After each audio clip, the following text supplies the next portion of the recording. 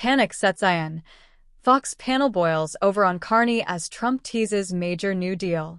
On Fox News, political analyst Kevin Oley provided an in-depth look at the mounting tensions between Canada and the United States, centering on Prime Minister Mark Carney's negotiations with President Donald Trump. Reports indicate that Carney's team is actively engaging with Trump's administration, with a potential trade deal in sight. While initial discussions suggest progress, major disagreements remain over tariffs, softwood lumber, steel, and aluminum exports. Observers warn that the outcome of these negotiations could shape Carney's political legacy, influence Canada's economic stability, and impact key sectors critical to both countries. The stakes are high, and every move is being closely watched by industry leaders, investors, and citizens alike. Canada's economy faces mounting pressure due to the ongoing U.S. tariffs. Steel, aluminum, and automotive exports have taken a heavy hit, with steel shipments dropping nearly 7.5% and car and light truck exports falling around 25%. Carney's decision to lift retaliatory tariffs demonstrates a willingness to compromise and prioritize negotiations, especially regarding softwood lumber, which is vital to the U.S. housing market. However, other sectors such as copper, autos, and industrial goods remain points of contention, reflecting the fragile state of cross-border trade and the potential economic consequences for Canadian businesses, workers, and consumers. Analysts stress that resolving these issues is critical to restoring investor confidence and maintaining Canada's economic competitiveness. Youth unemployment in Canada is reaching alarming levels. In July 2025, the unemployment rate for ages 15 to 24 hit 17.5%, the highest for that month since 2009. This comes amid a surge in temporary foreign worker permits, which have already surpassed 105,000 for the year, exceeding the Liberals' promised cap of 82,000. Critics argue that this influx undermines opportunities for Canadian youth, particularly in high unemployment regions, and contributes to long-term economic instability. The combination of rising unemployment, stagnant wages, and limited access to affordable housing is creating a generation facing financial insecurity, frustration, and diminished prospects for upward mobility.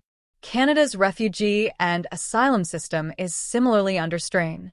The backlog has climbed to 287,000 cases, with nearly 10,000 claims from Indian nationals in 2025 alone, the highest of any country. While Canada maintains a strong humanitarian commitment, the volume of claims is challenging administrative capacity and straining public services. Delays in processing, limited support for applicants, and uneven distribution of resources highlight systemic inefficiencies. Reform advocates argue that streamlining asylum processing, improving staffing, and enhancing oversight is essential to ensure fairness, efficiency, and public confidence in the system. Since 2015, most Alberta First Nations have not submitted audits following the suspension of the Financial Transparency Act. Some chiefs earn over $900,000 annually, including bonuses from real estate deals, while essential services like clean water, roads, and heating remain underfunded. Public support for disclosure is high, but federal oversight is minimal. Critics stress that accountability and transparency are crucial to ensure resources benefit residents rather than being concentrated at the leadership level. Ontario faces public safety challenges as catch and release policies let repeat offenders face minimal consequences. A recent case involved a teenager targeted for kidnapping, while the main suspect, already on probation, was released on bail with an ankle monitor despite 33 charges, including firearms and theft. Experts advocate stricter bail conditions, rehabilitation programs, and productive prison work to reduce recidivism and protect communities. Trade negotiations with the United States remain a cornerstone of Canada's economic strategy. Carney's efforts to lift tariffs and address disputes over softwood lumber and industrial goods aim to stabilize key sectors and protect Canadian interests. Analysts suggest that achieving a fair trade deal would bolster investor confidence, preserve jobs, and provide Carney with political leverage domestically. Successfully resolving these issues could also improve Canada's position within the broader North American economic framework, fostering closer cooperation while mitigating risks of future trade disputes and retaliatory measures. The political landscape in Canada remains sharply divided. Liberals have historically relied on fear-based messaging, portraying external threats such as Trump as existential dangers to mobilize voters, whereas conservatives focus on hope, opportunity, and economic growth. Carney now faces the challenge of consolidating negotiation successes, stabilizing the domestic economy, and potentially calling an election to secure a majority mandate. A majority would enable him to implement broader policies effectively, addressing long-term economic, social, and trade-related challenges, while strengthening Canada's global standing. Immigration and labor policies have become increasingly contentious. The surge in temporary foreign workers has intensified competition for mid-skill and entry-level jobs, raising concerns about economic equity and job access for Canadians.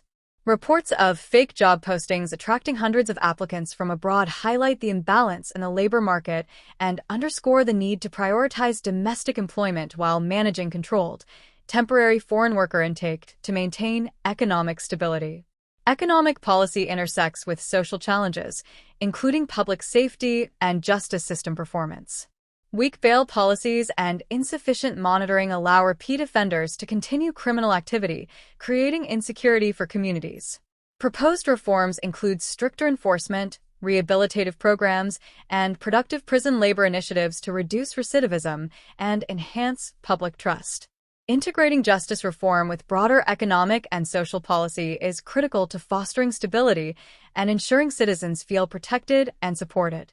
Trade remains essential to Canada's economic health and political stability. Carney's strategy of negotiating fair agreements on softwood lumber and other tariffs could stabilize critical industries, improve economic positioning within North America, and reduce the risk of retaliatory measures. A successful resolution would not only provide immediate economic relief, but also strengthen Carney's political capital, allowing for strategic domestic reforms and long-term planning. Canada is facing a series of interconnected crises: youth unemployment, refugee and asylum system backlogs, indigenous governance issues, rising crime, and trade instability. Addressing these challenges requires comprehensive solutions prioritizing transparency, accountability, jobs-first policies, and robust law enforcement. Only with coordinated domestic and international strategies can Canada restore stability, safeguard prosperity, and ensure long-term opportunity for citizens. Effective leadership and decisive action will define the nation's trajectory in the coming years and determine the success of Carney's government in delivering tangible results.